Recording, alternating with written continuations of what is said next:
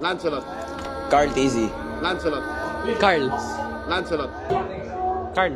Lancelot. Lancelot. Carl Tizzy. Lancelot. Ako din.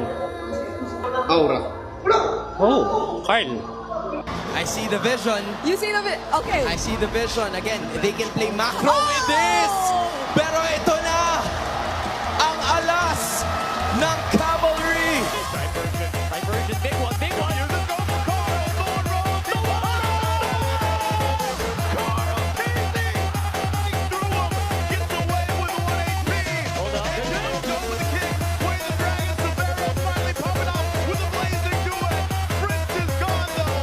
And now Stanford up the front line. Kurt focused on Teddy. Carl gets a double Kevin. He's got the space to work with. He gets a triple.